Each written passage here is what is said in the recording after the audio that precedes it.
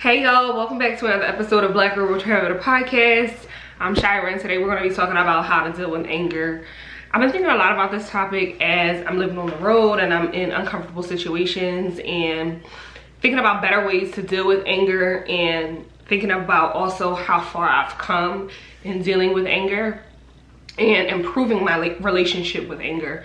So first I want to define what anger is. So to me, anger is sadness, anger is rage, it can mean fear, it can look like a lot of different things, but I think that it's a really personal definition. Like, everybody's angry looks different and manifests itself in different ways.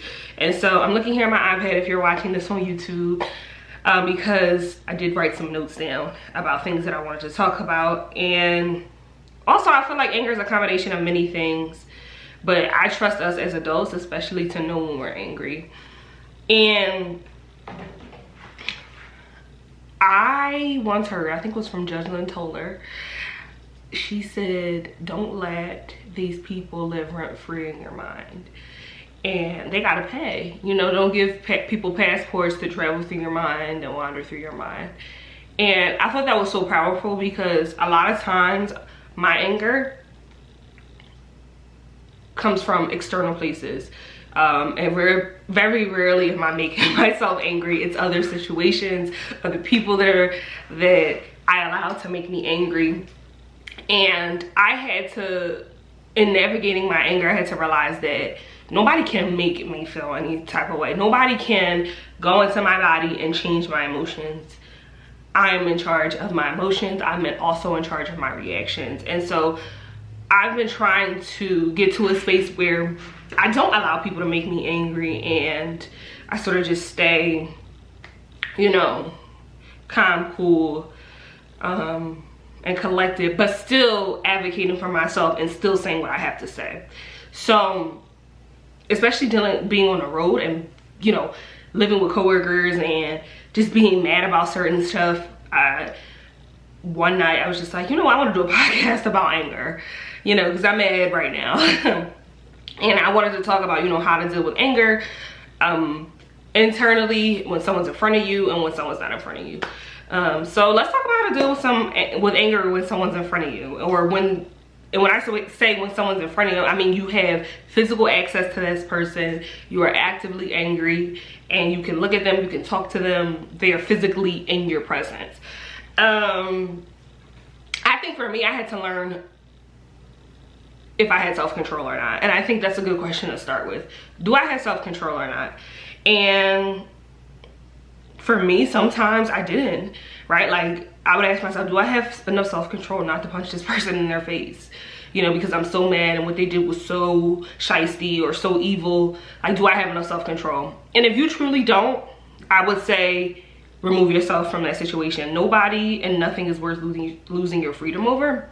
And that's one thing I had to realize. But if you can have a conversation and you're not so mad that you feel like you want to get physical with that person, I do think that there is a proper way that I learned. Actually, in my old job, it was talking about like how to confront people. It was like this HR training they had brought in HR consultants. We know that HR is not worth shit, but they brought in these consultants and they talked about the SBI method, which is the situation, behavior, and impact. So I'm gonna give you an example. So the situation would be on June 1st. I'm combining situation and behavior in this example. So on June 1st, 2012, you yelled at me you yelled at me to get a task done, right? So you're yelling at me, telling me, Shira, do X, Y, and Z. And then the impact would be, because you yelled at me, I felt like you were treating me like a child, and which insulted my intelligence, which ultimately hurt my feelings. So that's the sort of method, right? The situation is where and when it happened, the behavior is what that person did to you, and the impact is how it made you feel. Now, I think that this is a really logical way to like break it down when you are having a conversation with a person, but it also requires a certain level of vulnerability and I think trust within yourself. And I know that sometimes a lot of people that may piss you off, maybe like strangers or people in passing, you don't necessarily want to be vulnerable with them. But I find that in this part of my life, in this stage of my life, when I do get angry, it's either from somebody that I love or somebody that is around me frequently enough to make me angry. And so I think that's a really good method that I think you should consider. I think that this situation behavior and impact method has helped me navigate living with my coworkers, because I'm very specific. I'm like, you know, when you said this pissed me off, and I thought it was very inconsiderate. It's actually almost a word for word conversation that I had. And you know, stand on what you say and also how you feel. I think for me, the impact is the biggest part of the whole SBI method, because it requires you to think about how what happened made you feel, and it requires you to honor your feelings. And I feel like so many times in my life I've had to suppress my feelings, or just, you know, move on with it and just say, you know what, you know, I'll, you know, deal with this at another time, or just like forget about it. But that doesn't honor our humanity when we don't acknowledge the things and the ways in which people have wronged us and how it's hurt us. So I think that it will be really beneficial if you can have those SBI conversations and just really break it down, right? 3 simple parts. On this day, you did this to me and it made me feel X. Like, very simple, can be 2 or 3 sentences. And then with that, I think knowing that you're not responsible for how that person responds, and also that they're not responsible for how you feel. So in this situation, like I said, this person insulted my intelligence, which made me feel like a child, and ultimately it hurt my feelings. Going into this situation, I don't think it would be appropriate for me to expect them to be like, you know, oh, I'm so sorry. You know, this person very well may say, I don't care that I hurt your feelings, you know, it is what it is, you need to toughen up, or whatever the case may be. And so don't feel like anyone else is responsible for your feelings, ultimately. I think a lot of times when we go into conversations and we want to have like vulnerable conversations, we're probably looking for empathy, or we're looking for an apology a lot of the times, especially if we feel like we've been wrong. But just know you're not always going to get that, and that's okay. The work that you need to do is within yourself. It's internal, and you are responsible for your feelings. You're responsible for making yourself feel whole again after a traumatizing situation. And it's unfortunate that, you know, we don't have more communal based care, but unfortunately that's just, you know, the way things are for now. But just remember that when you're going into a situation where you're confronting someone with this SBI method, don't expect empathy or an apology. Just go in with the goal of stating the situation, the behavior, and the impact, and then whatever else happens after that, it's just a cherry on top. And overall, I think you should know that a person's actions are never about you, and it's always about them and what they're growing through. We as people, we fight so many silent battles, and it's important to not make other people's drama your drama, and that is very hard to accept. Like, all of this sounds good in theory, and this is why I wanted to do a podcast episode about it, because this all sounds good in theory, right? Like, don't take anything personal. That's one of the 4 agreements. But when people attack you, or they do things that are specific to you where you feel targeted, it's hard not to take things personal, because you're impacted by it. Your feelings are hurt by it. Your money may be impacted by it, right? This may ultimately change the course of your life, and how are you not supposed to take it personal? And that's where I think meditation and deep breathing comes in, because that can help you get back to your center and feel better about, you know, or not feel better about a situation, but definitely not let it anger you so much. I know that for me, when I get angry, I'm just like, I have to remind myself to like breathe. Like, I just close my eyes. Like, I have to remind myself to breathe and to regain control of my nervous system, because that's how, you know, high blood pressure forms, and people have heart attacks because they get so angry and they get so worked up. Their body is essentially working against them. And so I always try to bring myself back to that homeostasis point. Deep breathing. I can be mad, I can yell for whatever, or, you know, do whatever I need to do, but then just like get back to myself. But just know it's never about you when a person wrongs you, and it's always about them and what they're going through, and, you know, their morals, what they stand on, what they believe in and don't believe in. So don't ever take things personal. And if you do take things personal, try to find ways to like mitigate your negative responses if it impacts you negatively. Excuse me. So how to deal with anger when someone's not in front of you? I think first you have to decide whether the relationship is worth salvaging, and this goes along with, is this a person that I love and respect? Is this my friend? Is this a family member? Is this someone whose relationship I value? Or is this a person off the street? You know, because whether or not you want to salvage their relationship greatly depends on who they are in your life. And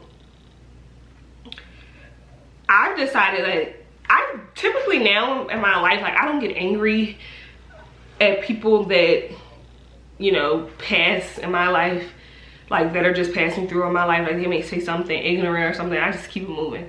You know, I may say something back because watch your mouth, but I don't get angry at strangers. But I forgot my train of thought. Oh, yes, that's the point. Do I want to be mad at someone that I don't care about? And this is not just with strangers. I had to think about this with my so-called quote-unquote friends that I've had throughout my life in situations where I felt like this person was being disrespectful or shysty or just not a good friend. Am I gonna spend my life worried about a person that's ultimately not gonna be in my life, that clearly doesn't want the best for me, that clearly, you know, doesn't like me, that doesn't have my best interest at heart? And the answer is no. I don't want to waste my life on people and on things that don't matter to me. I don't have the tolerance, I don't have the capacity for it. I only want people around me that genuinely love me, that want to see me win, and vice versa. And so when I think about if I'm mad in a situation, it's not a person that I care about, what can I do to let this go? Do I just need to talk about it with someone and then let it go? Do I need to just like scream about it? Do I need to like replay in my head what I wish I would have said and then let it go? What needs to happen so that I can just wash my hands of the situation? And I think that space, that distance of not having the person in front of you that you're angry at, most times it's like super beneficial. Because you have that space and time to really analyze the situation, as opposed to like when a person is right in front of you. I feel like sometimes, you know, I feel the need to quickly react, which, you know, not always is a good thing. But do I really care about this person? No? Okay. Can I let it go? Okay. Water under the bridge. That's my favorite saying. It's water under the bridge. Just let it flow. It is what it is. It's like a tiny drop, and keep it flowing. Keep it moving. And I kind of talked about this in my last point, but like, find someone to vent to. I think it's super important to have trusted confidants, especially people that are not your family, especially when you're angry at your family. So having a trusted friend is so important. Like I know that there's women, I have my group chats that I can go to complain about a specific issue that I'm having, or a friend that I can call to get advice for, etc., etc. And I hope that I am those things for my friends as well. And so I think it's important when you have this trusted confidant to say everything you need to say, no matter how vulgar, nasty, or mean it is. That person should be your safe space. And not a lot of people have a safe space, and I want to fully acknowledge that. They don't have a safe space, sometimes within themselves, a lot of times with other people. And so I want to fully acknowledge that you may not have a trusted confidant. And for many, many years, I did not have a trusted confidant. I feel like now, after so many years of working in therapy and traveling and, you know, just trying to get my mind and mental right now, I'm in a place where I have great friends and I do have trusted confidants. But if you don't have a trusted confidant, journal. And I think journaling is super beneficial. You can go to the dollar store and get a journal. Journals are everywhere. At Target, Office Depot, you can go anywhere to get a journal. And you can even make a journal out of pieces of paper and start like collecting them as, you know, as you write your journal entries. But that, to me, the act of like writing out your feelings is so powerful. And that's what I currently practice when I get angry, especially now on the road while working and traveling. I just write out my feelings. Like, I don't like the way the situation transpired, or I want to go home, or I'm mad about this, or I feel like this was an injustice. And I just write about it.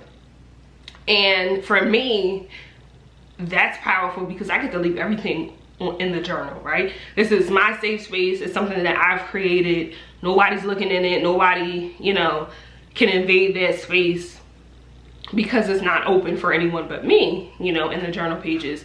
And so I think having a journal is super important to get out your anger. I don't know,